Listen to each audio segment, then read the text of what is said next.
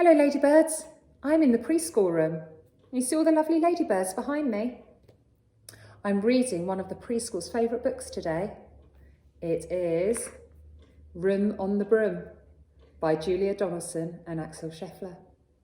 If you know any of the rhyming words, please join in too. The witch had a cat and a very tall hat and long ginger hair which she wore in a plait. How the cat purred and how the witch grinned as they sat on their broomstick and flew through the wind. But how the witch wailed and how the cat spat when the wind blew so wildly it blew off the hat.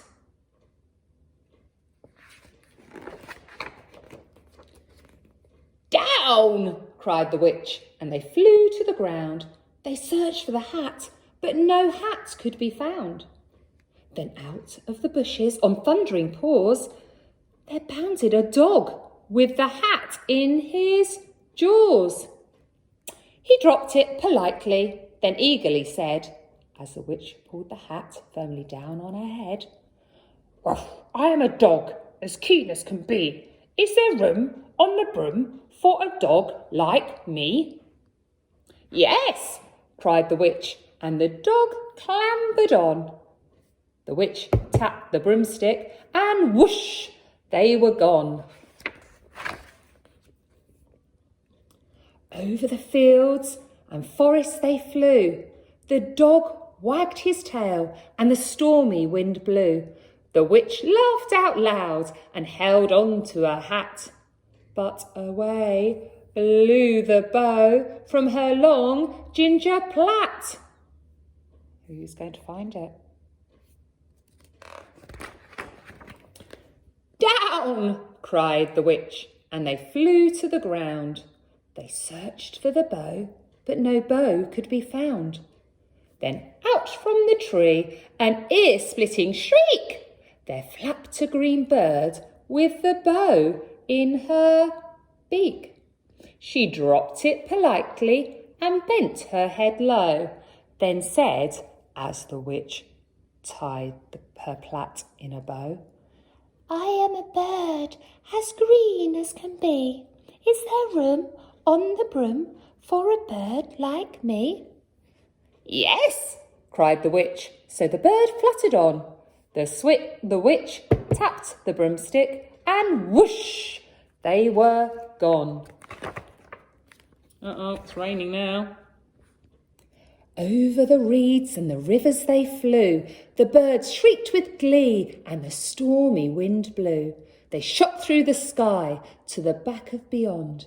The witch clutched her bow, but let go of her wand. Down! Cried the witch, and they flew to the ground. They searched for the wand, but no wand could be found. Can you see it? Then, all of a sudden, from out of the pond leapt a dripping wet frog with a dripping wet wand. He dropped it politely, then said with a croak, as the witch dried the wand on the fold of her cloak, "Ribbit, I am a frog, as clean as can be. Is there room on the broom for a frog like me?" "Yes," said the witch, so the frog bounded on. The witch tapped the broomstick and whoosh, they were gone. Over the moors and the mountains they flew. The frog jumped for joy and the broom snapped in two. Down fell the cat and the dog and the frog. Down they went tumbling into a bog. The witch's half broomstick flew into a cloud, and the witch heard a roar that was scary and loud. Who is that? "I am a dragon as mean as can be, and I'm planning to have witch and chips for my tea." "No," cried the witch, flying higher and higher. The dragon flew after her, breathing out fire. "Help!" cried the witch, flying down to the ground. She looked all around, but no help could be found. The dragon drew nearer, licking his lips, said, "Maybe this once I'll have witch without chips." But just as he planned to begin on his feast, from out of the ditch rose a horrible beast. It was tall, dark and sticky, and feathered and furred. It had 4 frightful heads, and it had wings like a bird. And its terrible voice, when it started to speak, was a yowl and a growl and a croak and a shriek. It dripped and it squelched as it strode from the ditch, and it said to the dragon, "Buzz off, that's my witch." I wonder if the dragon's going to go. The dragon drew back and started to shake. I'm sorry," he spluttered. "I made a mistake. It's nice to have met you, but now I must fly." And he spread out his wings and was off through the sky.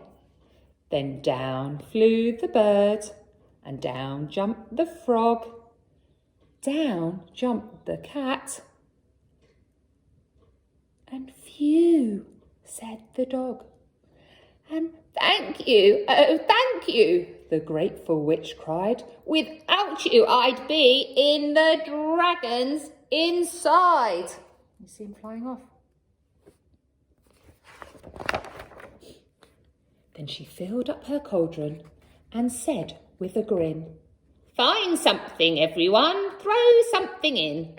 So the frog found a lily, the cat found a cone, the bird found a twig, and the dog found a bone. They threw them all in, and the witch stirred them well.